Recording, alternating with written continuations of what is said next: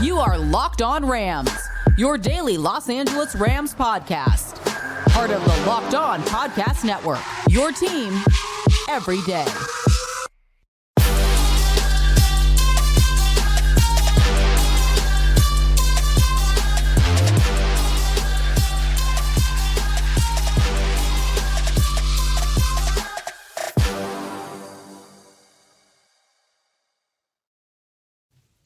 What is up, Ramley, and welcome to another episode of Locked On Rams, your daily podcast covering your Los Angeles Rams, free and available wherever you get your podcasts. Locked On Rams, part of Locked On Podcast Network, your team every day. We're also available over on YouTube, so if you have not yet, we're getting so close to 10,000 subscribers. Do us a huge favor, join the party, hit that subscribe button, hit that notification bell, hit that like button, let us know what is your reaction to what the Rams didn't do at the NFL trade deadline. What are your thoughts on the Dresser Winn signing? Let us know.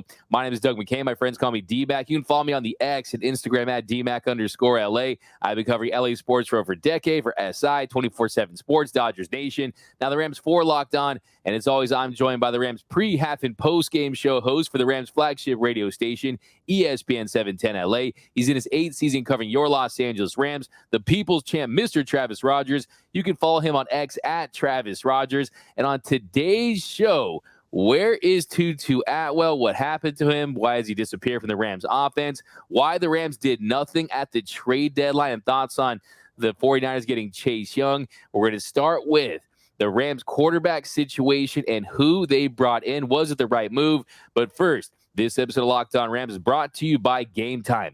Download the Gametime app, create an account, and use code LOCKEDONNFL for $20 off your first purchase. Last-minute tickets, lowest price guaranteed. Now, Travis, we are going to get into this one. We got a sign to talk about, but first things first, it was a pretty down weekend for the Rams. It gets blown out against Dallas, but there was something good that came out of it. The final score of 43-20, that's a scoregami. It was the 1,709th unique final score in NFL history. So we'll have that, right, Travis? You'll always have a scoregami. I had never heard that term until Sunday afternoon when they lost, and I started seeing it. I'm like, what in the world is a scoregami? And I think you get to hang a banner for that. So right next to the Super Bowl championship from a couple of years ago, there will be a scoregami banner at SoFi Stadium. Oh, yeah, you got to follow the kind of scoregami. Yeah, it's not like it was a lame 20-17 loss, right? The most common score in NFL history. We got a 43-20 loss. So, hey, by the way, how is that a scoregami? 43-20 doesn't seem that weird to me. To me either. I was a little shocked. I was a little shocked. I mean, I guess you 43 to you would think not that like it was 5-2. You know what I mean? Yeah, exactly. You would expect that. Tons of points. A little bit of a college blowout score. So. Yeah, but we'll take it, man. I like your idea. Hang that scoregami banner. But Travis, let's dive into it because yesterday the Rams, they addressed their quarterback situation, signing Dresser Winn. Now you remember Dresser Winn. He played in the final 2 drives of the preseason finale and didn't do much there. A lot of Rams were not happy about this. They didn't think that this was a big enough, bold enough move with guys like Colt McCoy and Carson Wentz out there. My take on this situation is that it tells me, like I said on yesterday's show, that they feel confident that Matthew Stafford isn't going to miss significant time. Sean McVay said yesterday that he does think there's a chance he could go against Green Bay. And even then, you got the bye week coming up. I don't think that Stafford's going to miss significant time. I have no issue with them bringing in Dresser Winn as Brett Rippon's backup if Stafford has to miss Sunday's game against the Packers. No, I don't either. I think this is about what you are going to get. I think this is about what's available. And I think that this is good news. Like you said, that basically you have a 3-week window to get that thumb healthy, and he's only going to miss 1 game, potentially, right? He might not play this week against Green Bay, but think about it like this. He hurts his thumb on Sunday afternoon against the Cowboys. He has the entire week leading up to Green Bay. Then you have an entire week leading up to the bye. Then you have an entire week coming out of the bye before you go to Seattle. That's 3 weeks. You only miss 1 game potentially. So it is good news. I think it speaks to, you see that Josh Dobbs goes to Minnesota, that they make a trade to go get him and replace Kirk Cousins after his Achilles. We see that a team like the New York Jets are still playing with Zach Wilson, despite the fact that literally 2 seconds into the season, they knew that they needed a quarterback. It's hard to find these guys. It's not like there are a million guys out there that are waiting to get good opportunities in the NFL. John Wolford may have been the one guy in the league that wasn't interested in being elevated, but it's fine. Hopefully he doesn't have to play. Hopefully Brett Rippon does a decent enough job, keeps them in the game, wins the game, and then Matthew Stafford comes back quickly. Yeah, it's the number one thing. If Matthew Stafford comes back quickly or he plays, Sean McVay said the team is going day-to-day with Stafford's UCL thumb sprain, but it would be surprising to see him start against the Packers on Sunday with the bye week. Now, I do think, though, if you look at where Stafford's at, I did rewatch the games, unfortunately, and that throw to Skoranek there, I mean, had zip on. As long as he can grip it, as long as he can make the throws and just get close to it, he's going to be better than any other option you do have. If you go back to his Detroit days, he did deal with a similar injury at one point. He's a tough guy. He's a warrior. I will say that you look at Dresser Winn, yeah, is he someone that is probably a bottom of the barrel? Absolutely, they're scraping the bottom of the barrel here. But let's look at what this team is built for. They're not a team like the Jets or the Vikings that are trying to do anything to win this season. They are staying the course with their plan in action. And if it gets to Dresser Winn, yeah, they're probably not going to win, and there's no doubt about that. And I hope that when it comes to dressers, he's better than my IKEA dresser right here that just falls apart and was tough to put together. But still, this is the season for the Rams. It's time to face facts and look in the mirror. Hopefully you don't have that little tool that, that you can barely get in there to tighten up those nuts and bolts. That thing drives me crazy. I hate that thing.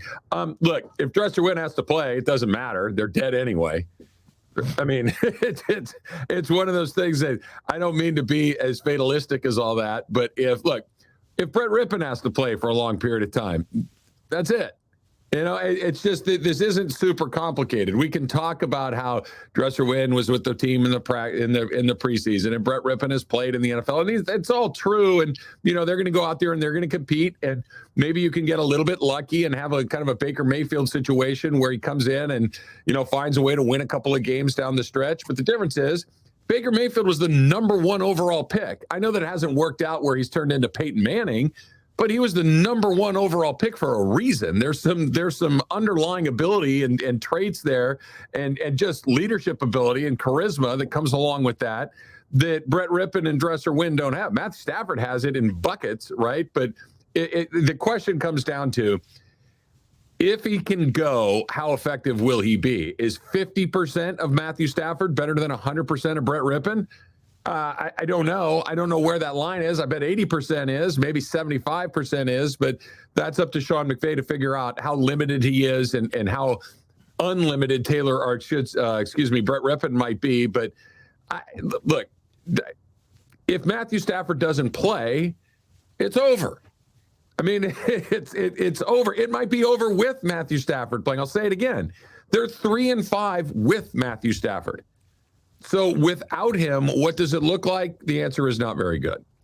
Yeah, and the reality is, look, if you thought that this was a year where you were going to make a desperate move to try to bring in a quarterback because Stafford was going to miss a couple of weeks, I don't know which Rams team you're watching this year. I don't know what roster you're looking at this year. This team is devoid of the type of talent to make moves like that. Also, too, nobody wants to come in for 2 weeks, which could be the case, right? So if you're a player out there, do you really want to join that? I think as well, if you look at the fact they didn't get Wolford, when they didn't get Wolford, that was their number 1 option. Yeah. That tells you that they were going to go out there and get a Colt McCoy or Wentz when they went after Wolford, right? So after that fell through, for them to go, okay, now we're going to change our mind and make a bigger swing there, it just didn't make any sense. If you just read the tea leaves and all this and their actions and all this, it told you that they weren't going to go big or do anything dramatic about it. And I think, look, Dresser Winn, yes, he didn't even get signed to the practice squad after the preseason, but hey, it goes back to Stetson Bennett. They didn't know that Stetson Bennett was going to be on the NFR, missed the entire season. They drafted him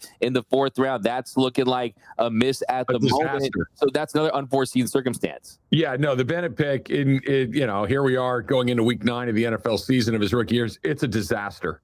I mean, there's no other way to spin it. It was a terrible pick. It was an odd pick at the time that his guy, because go back to that first preseason game, you're not like, okay, that looked all right. And since then, it's been nothing but bad. It just straight downhill from there to the point that we don't even talk about him anymore. Like you mentioned, the non-football related list. Sean McVay said he's probably not going to be back for the rest of the year. Here's the rub, though, D-Mac. And I think this is where, I don't know if it's comforting, but at least, for me, when things, at least there was a plan in place from the beginning and the plan starts to be executed, I can live with it.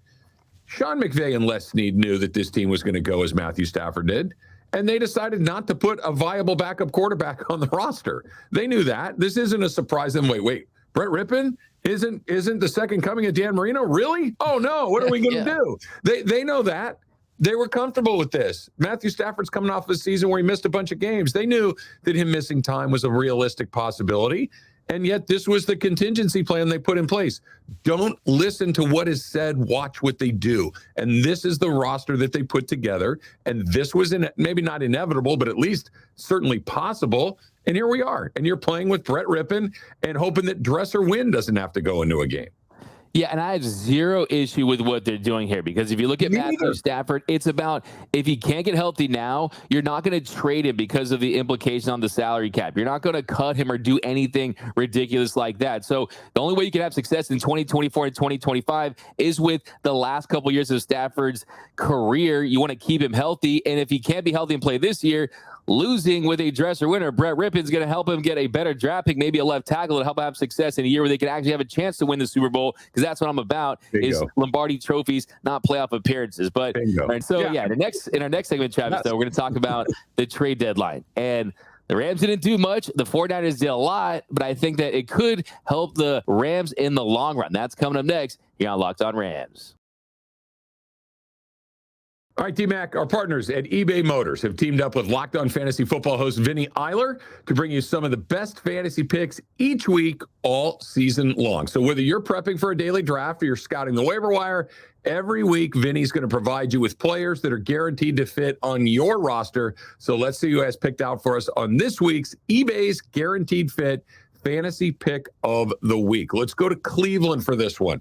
Browns running back Kareem Hunt has come back to the team, and he's been leaned on again with Nick Chubb injured for the long term. So the Browns, they need to win with the running game and defense now with quarterback issues, and Hunt draws a fantastic matchup in Week 9. A big opportunity to get points there. The Browns are at home against the Cardinals. Cardinals have that wilting defense, and it should be either a positive or even game script to make sure that they can stick with running Hunt. Hunt has a good chance to put together a big game leading that Cleveland running committee. Vinny Eiler from Locked On Fantasy Football is going to help you win your fantasy championship, and eBay Motors knows the championship team is about each player being a perfect fit.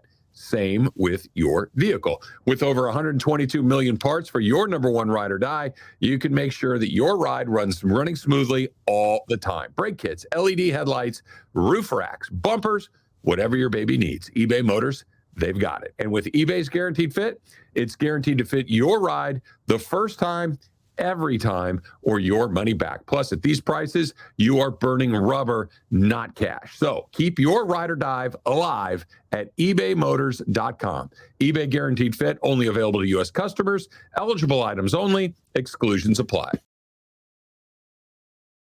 And we are off and running here on Locked On Rams. Thank you for being a Locked On Rams, your first listen every single weekday, free and available wherever you get your podcast. Locked On Rams, part of Locked On Podcast Network, your team every day. And a special shout out to those everyday listeners out there. We appreciate you watching every episode, listening to every episode. And you can be an everyday listener too. Join the club. Membership is 100% free, and you won't miss a thing about your Los Angeles Rams. Now, Travis, here in our second segment, we're going to talk about the trade deadline, which was very uneventful for the Los Angeles Rams, but very eventful for some other teams out there. You saw the Seahawks make a move for Williams. You saw the 49ers take the biggest swing of the day, essentially, for Chase Young. And I want to start with that Chase Young deal. They get him for a 2024 third-round pick. Chase Young, of course, he's been banged up. He's been injured throughout his career. You look at that defensive line for the 49ers. Those Buckeyes reunite with Bosa and Young. Their secondary has been really an issue. You see a lot of quarterbacks kind of get the ball out quick. Niner fans kind of criticizing that D-line right now. But, yeah, they're going to be a beast up there in San Francisco after this move. Yeah, it's just, I like it when a team takes a strength and adds to it, right? I think that you're right. I think that one of the weaknesses that the 49ers have, and they don't have many, let's be honest about it, is in maybe that secondary. So how do you cover for a secondary that might have a little bit of a soft spot here or there? You don't let them get to the secondary. You get to that quarterback even more so. And with the pass rush that they have, you mentioned those guys, and adding Young to it, all of a sudden, under the best case scenario, you're going to have a couple of seconds to make a decision, to make a read, to make a throw, and not get planted into the ground like a 10 spike.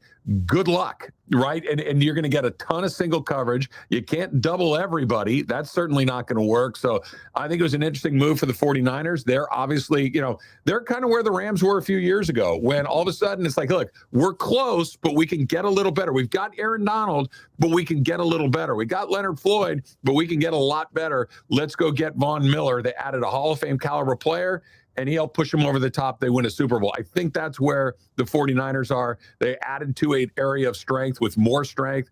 I really like the move. 49ers are all in, and I can see why.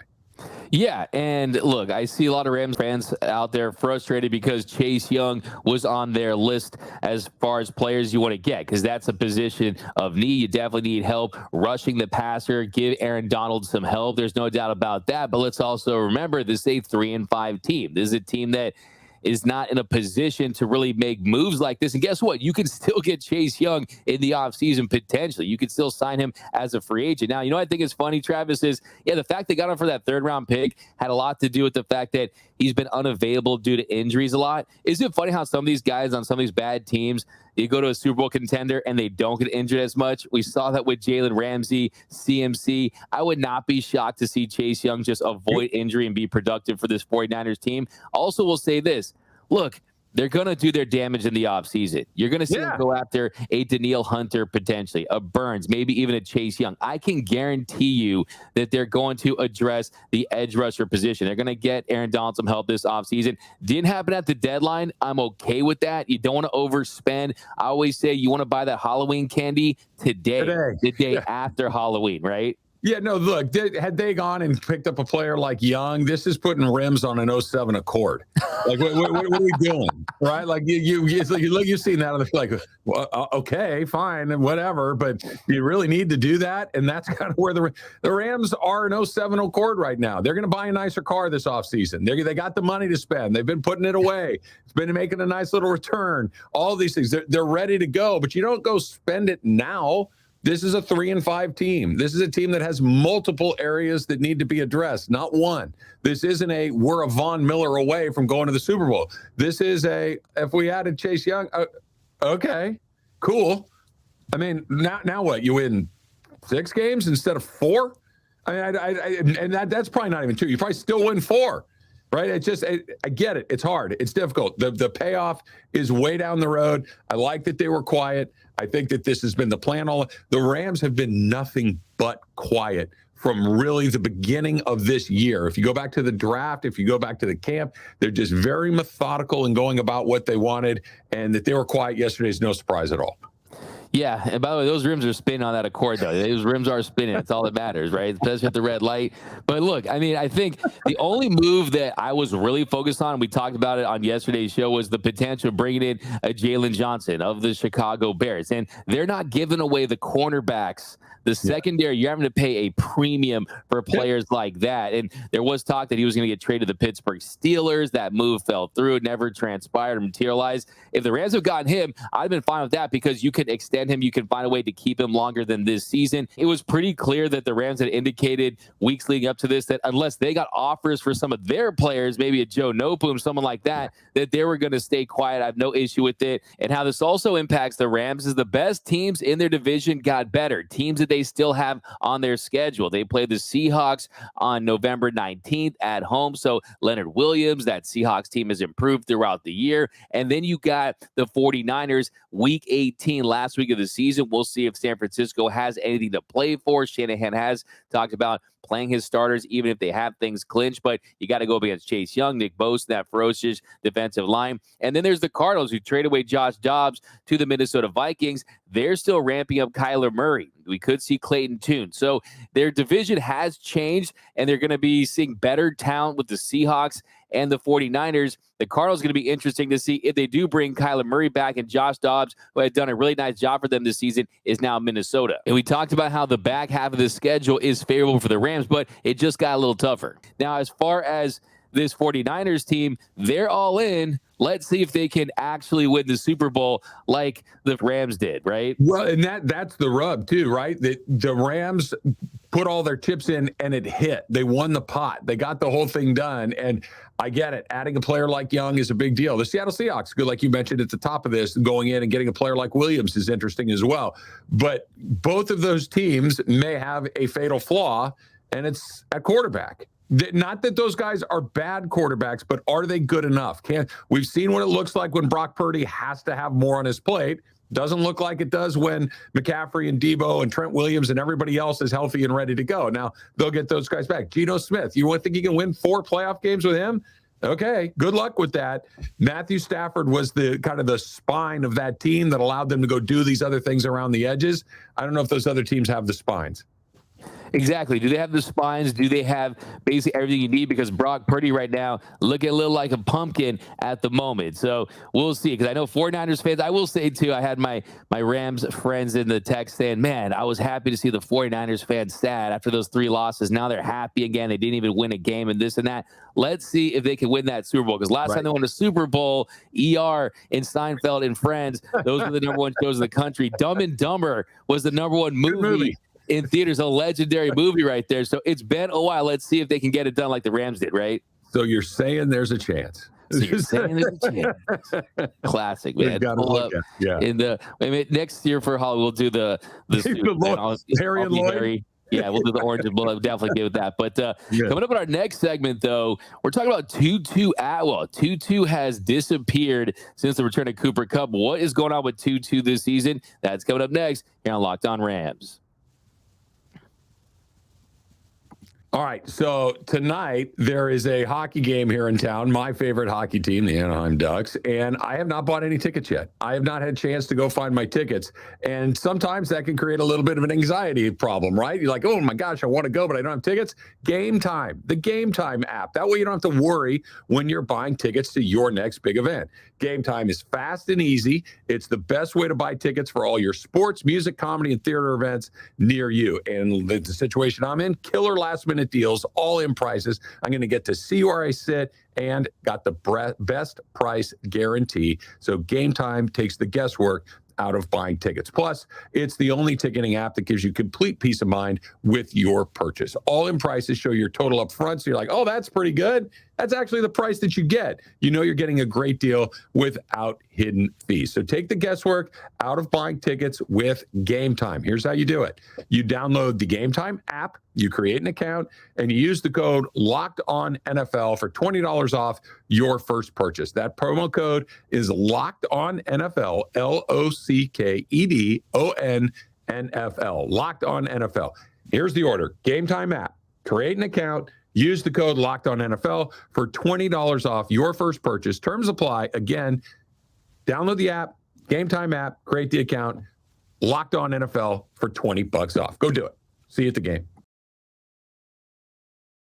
And welcome back to Locked On Rams. Think of making Locked On Rams your first listen every single weekday, free and available wherever you get your podcast. Locked On Rams, part of Locked On Podcast Network, your team every day. Now, Travis, here in our final segment, we're going to pick up a little conversation on Tutu Atwell that we talked about early in the year because it was refreshing, right? He was one of the breakout players. You saw tough contested catches. He was a big part of the offense. Had 119 yards in week 1, 77 in week 2, 50, and a touchdown in week 3. He had 5 catches in week 4, only totaling 24 yards, but he was a major part of the offense. You see the trend this year in the NFL, having that receiver in motion. He was a big part of that, but since he's disappeared since the return of Cooper Kupp, he hasn't caught more than 2 passes in any of the last 4 games, and has total just 91 yards receiving. And it feels like he's just not a part of this offense right now, even though he has the potential to be. Yeah, it's funny when you were setting it up, D-Mac, and you're like, go back to the beginning of the year. I thought you were going to go back to the beginning of camp when I was like a Tutu truther. I'm like, yeah, can we just wait? Because I've been hearing about the breakout of Tutu Atwell for 3 seasons now, and it hasn't happened. Now, turns out the beginning of the season, he was really good. Like you said, he made an impact on games. He was kind of for lack of a better word, more of a typical NFL wide receiver and not just a super speed guy that can stretch the field and everything else. But he really has disappeared, and the Rams need help. Look, I hate to even put this out there, but it's true.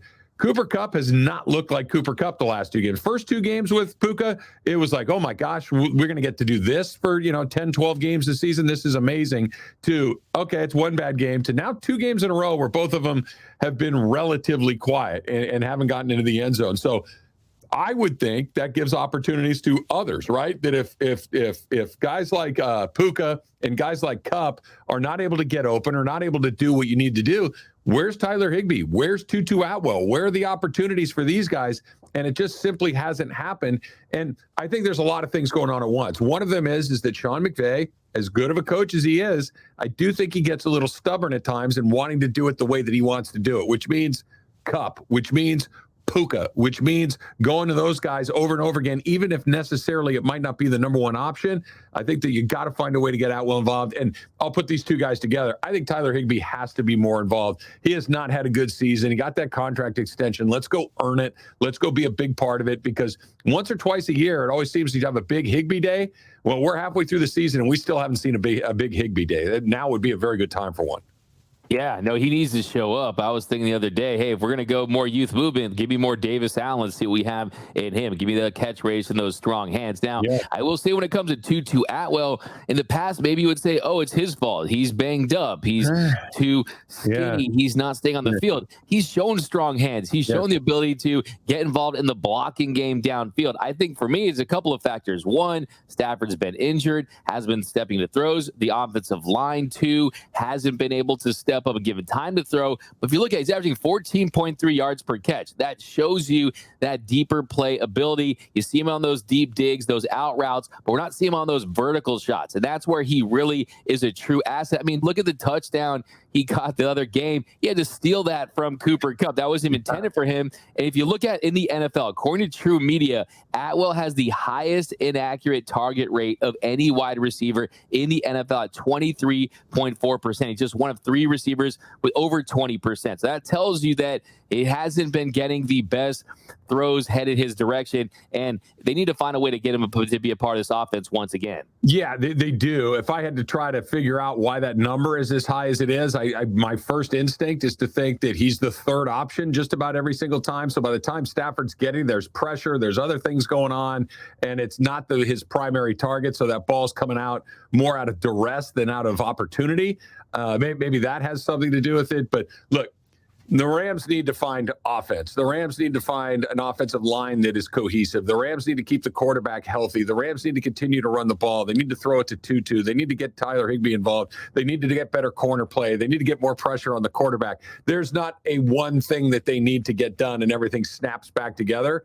This is a team that was going to have to fight and claw for every win that they're going to get, and it's just getting more and more difficult the deeper you get into the season.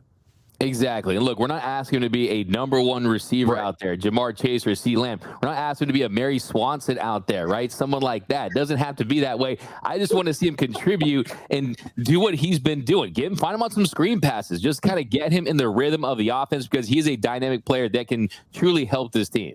I am so happy that you had Mary Swanson a part of this podcast today. I don't know if she's been in a movie since then, but my, oh my, what a wonderful role for her back in the day. Great, great movie. Yeah. You mean 1 in 100 chances? No, 1 in a million. So you're saying this is a chance.